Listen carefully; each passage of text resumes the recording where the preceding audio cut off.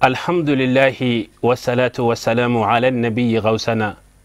وعلى آله الغر مع صحابه الفضلاء وبعد. السلام عليكم ورحمة الله تعالى وبركاته. بلما وأمبو فوكا ولنمندو أو منون سغلين بنا شريف لا جبراني سانفي جمانين كونو جمانين كوكا أمبي الله سبحانه وتعالى دلي ألاكا سوين براجيدي أما أني سوين تيغي حرلا أني تيغي كينياي أني دو منون دو alaka bela jele mina anye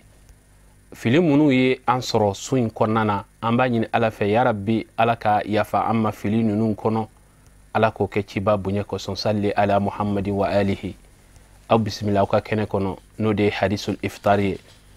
mal maslamu islamia bara akuma ba oye ala nyesren ani ala don ala nyesren ni ala don nunu fla ni mauma ya soro aye ko la belebele soro nga ala don o dlonembe jumen kan o dlonembe kalande kan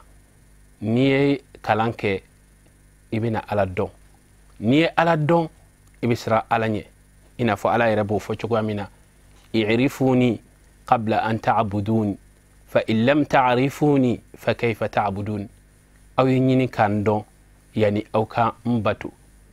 aw na se ka mbatu chugudi ka soro aw manedo ala doni te ka fo ko ka ala ye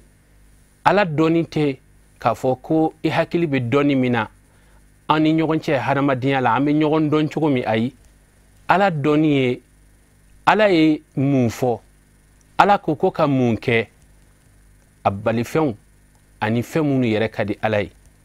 ni mami ye ni ndo ala don wa nasira ala nye wala amba nyini ala fe ya rabbi ala nyesren ala ko sabati ambala jelen duskuna qur'an kelen kono ala bafo subhanahu wa ta'ala ala kirama sallallahu alayhi wa alihi wa sallam aledi ala ka cide ani awni nyogonche ako fazakir fa inna dhikra tanfa'ul mu'minin hakli la jigini ke muhammad hakli la jigin abe mu'minu nafa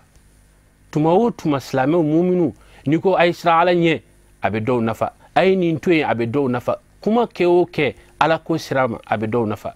o hukum konnana nin kalo bayin konnana sun tigelen ko fa o baraji katlaka lameni baraji faraka sigwo sigi ambe blasiral do kando tako o lame nyogon fe wala sa ka se ka jidilike ala nyesrena ansira ka min soro ko la sawma bi anga je ka nyama dawfe afenye fana fe mi kadi kom sabali ma fen don fana fe mi koro togo chekay ba fo sabalote kadaka sabali niyo fo ye fon lañ mam badi ko fo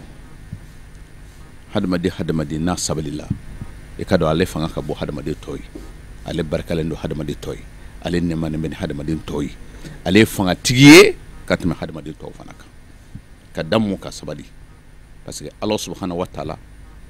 ay jon kilimita du ko be ko faralo no sabal badi ay beka nyuma fo ay ma nyuma be fo ka ba matara se sabal ba makuma mina ay mo fuye ako wallahi yuhibbu as-sabirin ne ala yare sabal baw kanu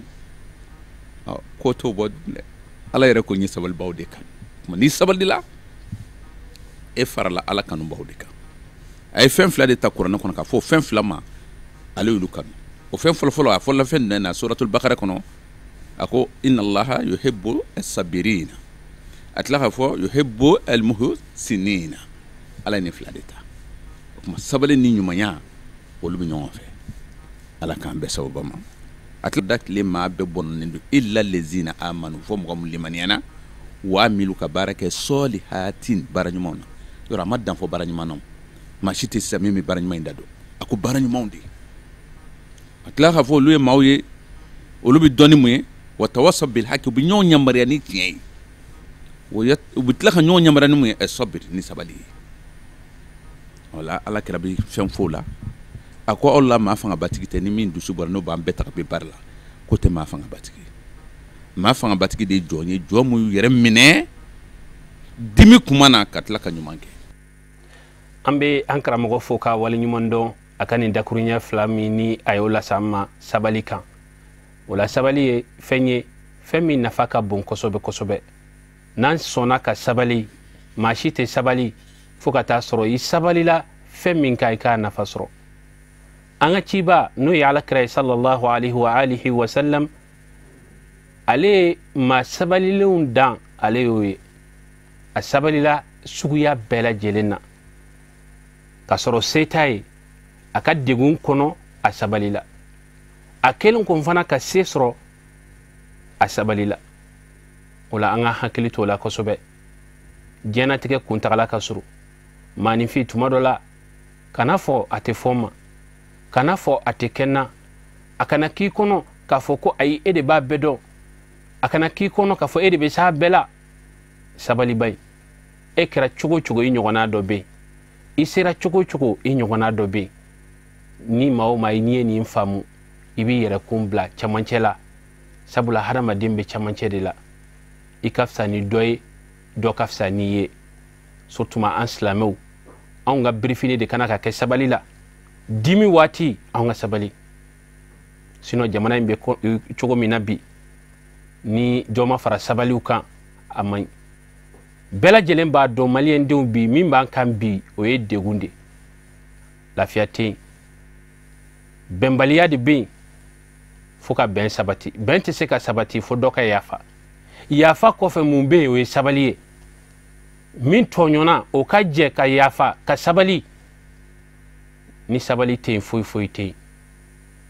ni sabali kuma fora tuma wati hakli be jige ankara mo ko السيد الشريف عثمان مدان حيدر على سبليلا السبليلا واتي منا كرالا وعلى صناما سينانا السبليلا سيكا وسوني تلي اكا كورفولا نيو جاتيمني ibe sabali kuma soro akono achama ay sabali ay kella driye mimbe fo fango lamede ma chama de be ube karamo ka kuma lame est ce que karamo ka la nyini mi ube ka famuwa karamo ka la nyini ni ya famu wi kisilende a sayyidi shirusman madan haidara abe min fo segoni kele ni ya famu wi kisilende islamiyate de manifia yere aka kuma nunu manifia yere ni yata ka baraka nay ibe kisi parce que ibe kisi ka bo mogo toroma mogo fana be kisi ka bo toroma ngani sabalite yere sago ke de be yere bunya de be nyenguya de be hashidiya de be ni shite fenyumai ola nanye sabalita ibaye ka fo fendo femina anafaka bon kosobe amba nyini ala fe ala ka anke jon saballewnye ala ka an sabali an furche ukoro ala ka an sabali an furmuso ukoro ala ka an sabali an ganyemugo ukoro ala ka an sabali an barake nyogo ukoro ala ka an sabali dukon nawla dude ukoro no kera la nyini bela jelembe sabati ka ufo ka wal nyumando jamana en kono jamana en koka ambe allah subhanahu wa ta'ala deli ala ka sigwere irana wassalamu alaikum wa rahmatullahi ta'ala wa barakatuhu.